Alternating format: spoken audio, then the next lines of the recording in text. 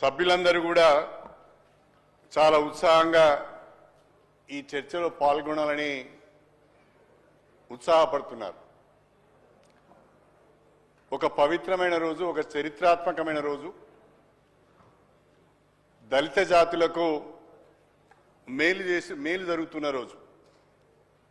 ఈ సమయంలో స్పీకర్ గారిని, అదేవిధంగా లెజిస్లేటివ్ అఫేర్స్ మినిస్టర్ గారిని కూడా నేను రిక్వెస్ట్ చేస్తున్నాను, అందరికీ అవకాశం ఇవ్వండి, 1-2 నిమిషాలు ఎక్కువ సమయం కూడా ఇవ్వమని ప్రత్యేకంగా మిమ్మల్ని కోరుకుంటున్నాను. అధ్యక్ష, 1994లో ప్రకాశం జిల్లా ఈదుమూడిలో షెడ్యూల్ కులాల వర్గీకరణ కోరుతూ ఒక సమావేశం జరిగింది. 2025 30 సంవత్సరాలు గడిచిపోయింది అధ్యక్ష. 30 సంవత్సరాలుగా ఎంఆర్పిఎస్ నాయకత్వంలో బ్రహ్మాండంగా దండోరా ఉద్యమం జరిగింది. 30 సంవత్సరాలుగా ఈ దండోరా ఉద్యమానికి నాయకత్వం వహిస్తున్న మందకృష్ణ మాదిగను ప్రత్యేకంగా అభినందించవలసిన అవసరం ఉన్నది. మాదిగ ఉపకులాల తరఫున ఈ వర్గాలు అనేక దశాబ్దాలుగా అన్యాయానికి గురవుతున్నాయి. రిజర్వేషన్ ఫలాలను అందుకోలేకపోతున్నాయి. వారి తరఫున గొంతెత్తాలని ఆలోచన చేసి ఉద్యమాన్ని ప్రారంభించడం జరిగింది. సంతోషకరమైన విషయం ఏంటంటే, దండోరా ఉద్యమానికి ఆనాడు ఆంధ్రప్రదేశ్లో సమైక్య రాష్ట్రంలో అన్ని రాజకీయ పార్టీల మద్దతు దొరికింది, అన్ని సంస్థల సంఘాల యొక్క మద్దతు దొరికింది. అదేవిధంగా సమాజం యొక్క సంఘీభావం దొరికింది. నాకు తెలిసినంత వరకు ఒక సామాజిక ఉద్యమానికి సోషల్ యాక్సెప్టెన్స్ వచ్చింది అంటే ఓన్లీ దండోరా ఉద్యమానికి అని చెప్పి నేను ఈ సందర్భంగా తెలియజేస్తున్నా. అందుకే దాన్ని సామాజిక ఉద్యమం అన్నాం. అంతేకాకుండా ఈ 30 సంవత్సరాలలో సమైక్య ఆంధ్రప్రదేశ్లో ఉన్న ప్రభుత్వాలు కానీ, తెలంగాణ రాష్ట్రంలో ఉన్న ప్రభుత్వాలు కానీ షెడ్యూల్ కులాల వర్గీకరణను సమర్థిస్తూ శాసనసభలో ఏకగ్రీవ తీర్మానాలు చేసినాయి. తెలుగుదేశం ప్రభుత్వం కావచ్చు, కాంగ్రెస్ ప్రభుత్వం కావచ్చు, బీఆర్ఎస్ ప్రభుత్వం కావచ్చు, మళ్ళీ వచ్చిన కాంగ్రెస్ ప్రభుత్వం కావచ్చు, అన్ని రాజకీయ పార్టీలు కూడా సంఘీభావం తెలిపినాయి. అన్ని ప్రభుత్వాలు కూడా శాసనసభలో ఏకగ్రీవ తీర్మానం చేసినాయి. 30 సంవత్సరాలుగా ఇంత యాక్సెప్టెన్స్ ఉన్న దండోరా ఉద్యమానికి, ఆ దండోరా ఉద్యమం యొక్క ప్రధానమైన డిమాండ్ అయిన వర్గీకరణకు ఈరోజు పరిష్కారం లభిస్తున్నందుకు చాలా సంతోషంగా ఉంది అని చెప్పి నేను ఈ సందర్భంగా తెలియజేస్తున్నా. 1994 నుంచి 2025 ఈ రోజు వరకు కూడా నేను దండోరా ఉద్యమంతో మమేకమై ఉన్నాను. 1994లో మొదటిసారి ఎమ్మెల్యేగా ఎన్నికైన తొలినాళ్లలోనే దండోరా ఉద్యమం ప్రారంభమైంది. ఆ తర్వాత ఉమ్మడి ఆంధ్రప్రదేశ్లో మంత్రిగా ఉన్న సమయంలో కూడా 4 సంవత్సరాలు వర్గీకరణ అమలు చేసే ప్రభుత్వంలో నేను మంత్రిగా ఉండడం ఆ రోజు ఒక అవకాశం అయితే, ఈనాడు మళ్ళీ ఈ కాంగ్రెస్ ప్రభుత్వంలో గౌరవనీయులు ప్రియతమ నాయకులు రేవంత్ రెడ్డి గారి నాయకత్వంలో ఈ వర్గీకరణకు చట్టబద్ధత కల్పించడానికి వీలుగా అసెంబ్లీలో చర్చ జరిగిన రోజున కూడా నేను ఈ సభలో సభ్యునిగా ఉండడం కూడా ఒక గొప్ప అవకాశంగా నేను ఈ సందర్భంగా అభిప్రాయపడుతున్నాను. అధ్యక్ష, వర్గీకరణకు సంబంధించి వేసిన అన్ని కమిషన్లు కూడా వర్గీకరణకు అనుకూలంగా నివేదికలు ఇచ్చాయి. 1996లో ఏర్పాటు చేసిన రామచంద్రరాజు కమిషన్ కానీ, ఆ తర్వాత వచ్చిన ఉషా మెహ్రా కమిషన్ కానీ, ఈరోజు వచ్చిన డాక్టర్ జస్టిస్ షమీమ్ అఖ్తర్ గారి కమిషన్ నివేదికలు కానీ అన్ని కమిషన్ నివేదికలు కూడా వర్గీకరణకు అనుకూలంగా ఉన్నాయి, చేయవలసిన అవసరం ఉందని చెప్పారు. కాకపోతే రాష్ట్ర ప్రభుత్వాలకు ఆ అధికారం లేదు, పార్లమెంట్లో చట్ట సవరణ ద్వారా మాత్రమే చేయాలని చెప్పి హైకోర్టు, సుప్రీంకోర్టులు ఈ వర్గీకరణను దానికి సంబంధించిన జీవోలను కొట్టివేయడం జరిగింది. కానీ ఈనాటికి వాస్తవంగా ఆగస్టు 1, 2024 7 జడ్జెస్తో కూడిన సుప్రీంకోర్టు ధర్మాసనం ఒక చరిత్రాత్మకమైన తీర్పు ఇచ్చింది. ఆ తీర్పులో షెడ్యూల్ కులాల వర్గీకరణ రాజ్యాంగానికి లోబడి చట్టసమ్మతంగానే చేయొచ్చు అని చెప్పి ఒక మాట అన్నారు. Categorization is permissible in the law అని, categorization is permissible as per constitution అని. 7 న్యాయమూర్తులున్న ఆ రాజ్యాంగ ధర్మాసనంలో 6 న్యాయమూర్తులు వర్గీకరణకు అనుకూలంగా తీర్పు ఇచ్చారు, ఒక్కరు మాత్రమే వ్యతిరేకించారు. అందులో అనేక న్యాయ సూత్రాలను వాళ్ళు ఉటంకించడం జరిగింది. Article 14, article 15, article 16, article 341, article 335 అన్ని రాజ్యాంగంలో పొందుపరిచిన అన్ని ఆర్టికల్స్ను కూడా వాళ్ళు స్పృశిస్తూ వర్గీకరణ చేసే అవకాశం ఉంది. This is permissible as per law అని చెప్పి సుప్రీంకోర్టు ధర్మాసనం తీర్పిచ్చింది. ఈ సుప్రీంకోర్టు ధర్మాసనం తీర్పుకు మద్దతుగా చర్చలు జరుగుతున్న సందర్భంలో state government under the leadership of honourable CM Revanth Reddy గారు వారు స్వయంగా మన మంత్రి దామోదర్ రాజనరసింహ గారి నేతృత్వంలో మీరు ఢిల్లీ వెళ్ళండి, మీకు అనుకూలమైన అడ్వకేట్ని మీరు పెట్టుకోండి, రాష్ట్ర ప్రభుత్వం ఖర్చును భరించడానికి సిద్ధంగా ఉంది అని చెప్పి కేటగరైజేషన్కి అనుకూలంగా తెలంగాణ ప్రభుత్వం తరఫున అఫిడవిట్ ఫైల్ చేయడం జరిగింది. అదే సందర్భంలో గవర్నమెంట్ ఆఫ్ ఇండియా కూడా వర్గీకరణకు అనుకూలంగా అఫిడవిట్ ఫైల్ చేయడం జరిగింది. కేంద్ర రాష్ట్ర ప్రభుత్వాలు రెండు కూడా వర్గీకరణకు అనుకూలంగా అఫిడవిట్ ఫైల్ చేయడము, సుప్రీంకోర్టులో ఉన్న ఆ ధర్మాసనంలో ఉన్న 7 న్యాయమూర్తులు కూడా 6 దీనికి అనుకూలంగా తీర్పు ఇవ్వడం జరిగింది. నిజంగా ఇన్ని సంవత్సరాల పోరాటం, ఇన్ని సంవత్సరాల కళ ఈరోజు సాకారం కావడం చాలా గొప్ప విషయం అని చెప్పి నేను ఈ సందర్భంగా తెలియజేస్తున్నా. ఇంకా దీని గురించి చర్చోపచర్చలు చేయడము, దీన్ని వ్యతిరేకించే ప్రయత్నం చేయడము ఏ విధంగానూ కూడా ఏ న్యాయ సూత్రాలకు కూడా సరైనది కాదు అనేది నా ఆలోచన. నేను ఒక మాట చెప్పాలనుకుంటున్నాను. ఇవాళ సమాజంలో డిమాండ్స్ అన్ని ఎట్లా వస్తున్నాయి అంటే, మేము ఎంతమంది ఉన్నామో మాకంతా అనే డిమాండ్స్ వస్తున్నాయి. ఇవాళ మనము కులగణన పైన చర్చ చేశాం. కులగణనలో ఎస్సీలు ఎంతమంది ఉన్నారు, బీసీలు ఎంతమంది ఉన్నారు, మైనార్టీస్ ఎంతమంది ఉన్నారు, ఓసీలు ఎంతమంది ఉన్నారు అనేది చాలా స్పష్టంగా కులగణనలో మనం చెప్పాం. ఎందుకు చెప్పడమే కాకుండా ఏమన్నాము, ఈ కులగణన ఆధారంగా ఆయా వర్గాల సంక్షేమానికి ఈ ప్రభుత్వం కట్టుబడి ఉన్నదనే మాట ఈరోజు మనం చెప్పాం. అదేవిధంగా నేను ఇంకొక మాట కూడా మీకు చెప్పాలి. 2014లో తెలంగాణ ప్రజల సమైక్య పోరాటాల ఫలితంగా తెలంగాణ వచ్చింది.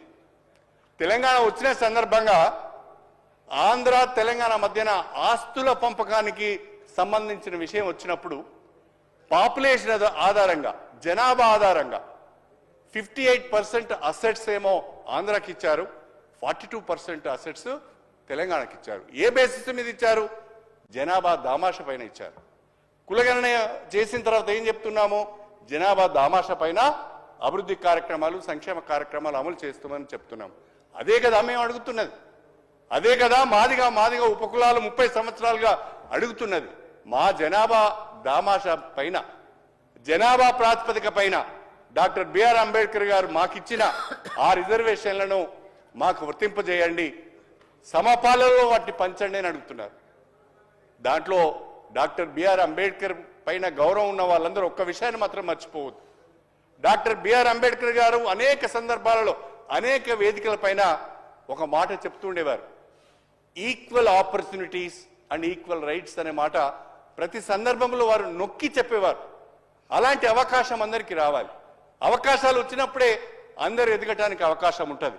అవకాశాలు రానప్పుడు వాళ్ళ కెపబిలిటీస్ని కానీ వాళ్ళ క్యాలిబర్ని కానీ ప్రూవ్ చేసుకోవడానికి అవకాశం ఉండదు. కాబట్టి జనాభా దామాషా పద్ధతిన షెడ్యూల్ కులాల రిజర్వేషన్లను సమపాలలో పంచాలన్నదే ఇందులో ఉన్న మూల సూత్రం. ఇది ఏ కులానికి ఏ వర్గానికి వ్యతిరేకం కాదు.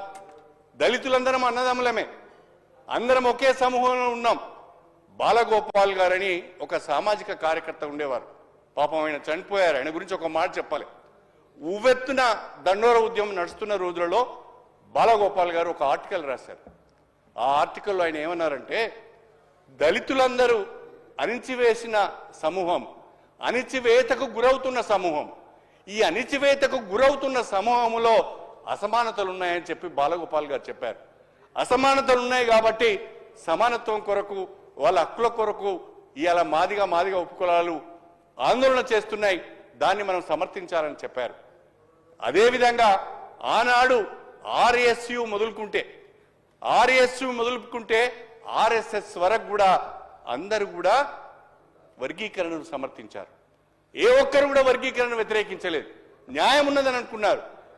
వీళ్ళకు నష్టం జరుగుతుందని భావించారు, వీళ్ళకు అన్యాయం జరుగుతుందని భావించారు. కాబట్టి ప్రతి ఒక్కరు కూడా వర్గీకరణకు మద్దతుగా నిలబడ్డారని చెప్పి నేను ఈ సందర్భంగా మీ అందరికీ సవినయంగా తెలియజేసుకుంటున్నా.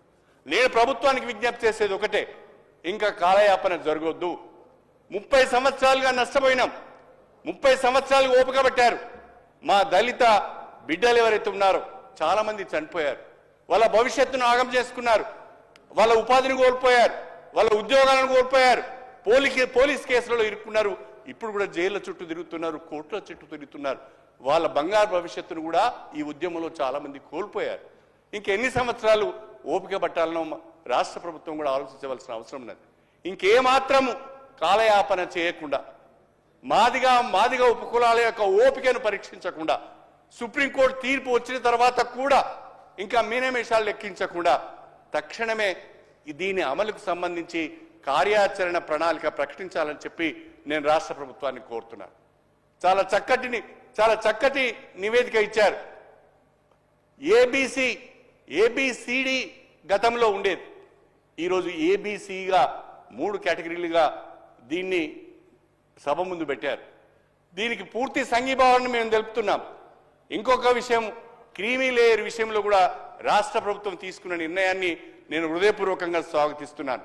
నేను ఎమ్మెల్యేనే కావచ్చు, వివేక్ ఎమ్మెల్యేనే కావచ్చు, కానీ మేము ఎమ్మెల్యే అయినంత మాత్రాన మా క్యాస్ట్ పోతలేదు, మా అవమానాలు పోతలేవు, మమ్మల్ని చిన్నచూపు చూసే పరిస్థితి మాత్రం పోతలేదు. కాబట్టి ఎన్ని సంవత్సరాలైతే కుల వ్యవస్థ ఈ సమాజంలో ఉంటుందో, ఆ కుల వ్యవస్థ ద్వారా వచ్చిన అంటరానితనం కానీ, అసమానతలను కానీ, అవమానాలను కానీ మేము భరిస్తూనే ఉన్నాం.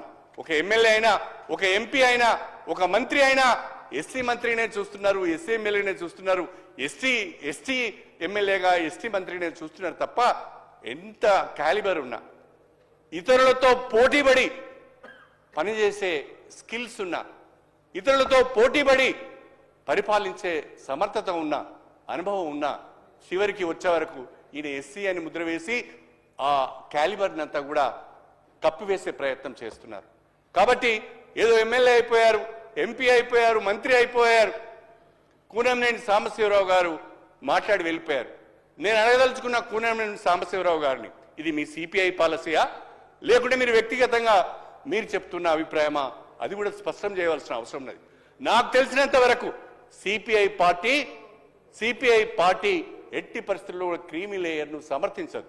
కానీ ఎందుకో కూనంనేని సాంబశివరావు గారు తొందరపడి మాట్లాడారేమో నేను అనుకుంటున్నా. క్రీమీ లేయర్ అనే దాన్ని తిరస్కరించినందుకు కూడా నేను రాష్ట్ర ప్రభుత్వానికి హృదయపూర్వకంగా ఈ సందర్భంగా నేను అభినందనలు తెలియజేస్తున్నాను. నేను ఒక విషయం చెప్పాలనుకుంటున్నా. ఈనాడు కాంగ్రెస్ ప్రభుత్వం చాలా ధైర్యం చేసి రిస్క్ తీసుకొని ఇవాళ ఈ ప్రతిపాదనతో ముందుకు వచ్చారు. ఈ నివేదికను, ఈ కమిషన్ రిపోర్ట్ను అమలు చేయాలని అనుకుంటున్నారు. చాలా సంతోషం. మనం అందరం కూడా ఈ ప్రభుత్వానికి సంఘీభావం తెలపవలసిన అవసరం ఉన్నది. కానీ నా అభ్యర్థన ఏంటి అంటే చేవెళ్ల సభలో ఖర్గే గారు స్వయంగా కాంగ్రెస్ పార్టీ అధికారంలోకి వస్తే షెడ్యూల్ కులాల రిజర్వేషన్ను 18% పెంచుతామని చెప్పారు. ఇవాళ ఈరోజు ఈ సభలో ప్రవేశపెట్టిన కులగణన సర్వేలో షెడ్యూల్ కులాల పర్సంటేజ్ 17.43గా ప్రభుత్వం చూపించింది. గతంలో సమగ్ర కుల సర్వేలో కూడా షెడ్యూల్డ్ కులాల జనాభా 18%గా చూపించబడ్డది. నేను కోరుతున్నా మా మంత్రివర్యులు శ్రీధర్ బాబు గారిని, దామోదర రాజనరసింహ గారిని, కోమటిరెడ్డి గారిని, ప్రభుత్వాన్ని నేను కోరుతున్నా, మాకు 18% రిజర్వేషన్లు ఇవ్వండి. మా జనాభా ఈరోజు 18% ఉన్నది. గతంలో ఇది మీరు ప్రస్తుతం ఉన్న షెడ్యూల్ కులాల రిజర్వేషన్ను 15% నుంచి 18%కి కనుక పెంచితే ఏ రకమైన లీగల్గా మీకు సమస్యలు రావు. ఎందుకంటే గతంలో 2 పర్యాయాలు, గతంలో ఎన్టీ రామారావు గారు ఆనాడు 14% ఉన్న షెడ్యూల్ కులాల రిజర్వేషన్ను 15% చేశారు. అదేవిధంగా 4% ఉన్న షెడ్యూల్ ట్రైబ్స్ యొక్క రిజర్వేషన్స్ 6% చేశారు. మొన్నటికి మొన్న బీఆర్ఎస్ ప్రభుత్వం కేసీఆర్ గారు షెడ్యూల్ ట్రైబ్స్ యొక్క రిజర్వేషన్ను 6% నుంచి 10%కి పెంచారు. ఇది కాన్స్టిట్యూషన్ ప్రకారమే, రాజ్యాంగం ప్రకారమే మాకు దక్కవలసిన అవకాశం ఇది, మాకు దక్కవలసిన హక్కు ఇది. కాబట్టి రాష్ట్ర ప్రభుత్వాన్ని నేను కోరుతున్నా, మీరు 17%కే పరిమితం చేయకుండా 18%కి షెడ్యూల్ కులాల రిజర్వేషన్ పెంచి ఆ 18%లో ఈ 3 కేటగిరీలకు దామాషా పద్ధతిన వీటిని ఇస్తే బాగుంటుంది. ఆ రకంగా మీరు జీవో ఇచ్చేటప్పుడు వీటన్నిటిని కూడా పరిగణలోకి తీసుకొని రిజర్వేషన్ను 18%కి పెంచి ఈ దామాషా మీదనే అవి ఏ రకంగా ఏ పర్సెంటేజ్ ఇవ్వాలనో ఇచ్చి మీరు ముందుకు పోతే బాగుంటుంది. కార్యాచరణ ప్రణాళిక రూపొందిస్తే బాగుంటుంది. ఇంకేమాత్రం కూడా ఆలస్యం చేయొద్దని నేను కోరుతున్నా. చివరిగా 2 విషయాలు చెప్పాలనుకుంటున్నా. డాక్టర్ బిఆర్ అంబేద్కర్ గారు మా దళితులందరికీ ఆరాధ్య దైవం. ఆ డాక్టర్ బిఆర్ అంబేద్కర్ గారే లేకుంటే ఇవాళ మేము చాలా మంది కూడా ఈ సభకు వచ్చే వాళ్ళం కాదు. ఓపెన్ కాంపిటీషన్లో మేము పోటీ చేసే వాళ్ళం కాదు. మమ్మల్ని ఎన్నుకునే వాళ్ళు కూడా కాదు. ఇవాళ రిజర్వేషన్లు వచ్చాయి కాబట్టి విద్యా, ఉద్యోగ, రాజకీయ రంగంలో డాక్టర్ బిఆర్ అంబేద్కర్ గారు అణచివేతకు గురైన, అసమానతలకు గురైన, అంటరానితనానికి గురైన వర్గాలను పైకి తీసుకురావాలనే ఉద్దేశంతో, సమానత్వాన్ని సాధించాలనే ఉద్దేశంతో ఆయన రిజర్వేషన్లు కల్పించాడు. కాబట్టి ఈరోజు మాకు ఈ అవకాశాలు వచ్చాయి. కాబట్టి ఆయన మాకు ఆరాధ్య దైవం. ఎవరికైనా, మా ఒకరికే కాదు, మొత్తం జాతి, భారత జాతి గౌరవించే గొప్ప వ్యక్తి, మేధావి డాక్టర్ బిఆర్ అంబేద్కర్ గారు. ఏ రకంగానైతే మాకు ఆరాధ్య దైవం డాక్టర్ బిఆర్ అంబేద్కర్ గారు, అదేవిధంగా ఈ ఉద్యమానికి నాయకత్వం వహించిన మందకృష్ణ మాదిగ కూడా చాలా గొప్పవాడు అని చెప్పి నేను ఈ సందర్భంగా తెలియజేసుకుంటున్నాను. చాలా మంది చాలా రకాలుగా, నేను కూడా అనేక సందర్భాలలో విమర్శించి ఉండవచ్చు, కొన్ని విషయాలలో విభేదించి ఉండవచ్చు. కానీ 30 సంవత్సరాలు ఈ ఉద్యమాన్ని సజీవంగా నిలపగలిగాడంటే అదొక మందకృష్ణతోనే సాధ్యమైంది అని చెప్పి నేను ఈ సందర్భంగా తెలియజేస్తున్నాను. అదేవిధంగా ఈరోజు 3వ వ్యక్తి మా జీవితాలలో ఆనాడు డాక్టర్ బిఆర్ అంబేద్కర్ వెలుగులు నింపితే మరొకసారి ఈరోజు మా జీవితాలలో వెలుగులు నింపబోయే భావితరాలకు, మా నెక్స్ట్ వచ్చే జనరేషన్స్ జీవితాలలో వెలుగులు నింపబోయే గొప్ప వ్యక్తి మన ప్రియతమ ముఖ్యమంత్రి రేవంత్ రెడ్డి గారు అని చెప్పి నేను ఈ సందర్భంగా తెలియజేస్తున్నాను. రేవంత్ రెడ్డి గారు తెలంగాణ కాంగ్రెస్ ప్రభుత్వం తీసుకున్న ఈ నిర్ణయం భారతదేశ చరిత్రలో నిలిచిపోతున్నది. తెలంగాణ ప్రభుత్వం తీసుకున్న ఈ నిర్ణయం ఇతర రాష్ట్రాలకు మార్గదర్శకం కాబోతున్నది. తెలంగాణ ప్రభుత్వం తీసుకున్న ఈ నిర్ణయం అనేక రాష్ట్రాలలో ఉన్న ఇతర మాదిగ ఉపకులాలే కాకుండా ఇతర కులాలు ఎవరైతే సరి అయిన రిప్రజెంటేషన్ లేకుండా అవస్థలు పడుతున్నారో, ఇబ్బందులు పడుతున్నారో వాళ్ళందరికీ కూడా ఉపయోగపడే విధంగా ఈ నిర్ణయం ఉంటుంది అని చెప్పి నేను ఈ సందర్భంగా తెలియజేసుకుంటూ, దళిత జాతుల పక్షాన, మాదిగ ఉపకులాల పక్షాన కాంగ్రెస్ ప్రభుత్వానికి హృదయపూర్వకంగా ధన్యవాదాలు తెలుపుకుంటూ, ప్రత్యేకించి ముఖ్యమంత్రి రేవంత్ రెడ్డి గారికి మా జాతి రుణపడి ఉంటుంది. దీన్ని చిత్తశుద్ధి చేయండి. ఎంత త్వరగా వీలైతే అంత త్వరగా కార్యాచరణ ప్రణాళికను ప్రకటించండి అని మీ ద్వారా రాష్ట్ర ప్రభుత్వానికి విజ్ఞప్తి చేస్తూ నాకు ఈ అవకాశం ఇచ్చిన మీకు ధన్యవాదాలు తెలుపుకుంటూ సెలవు తీసుకుంటున్నాను.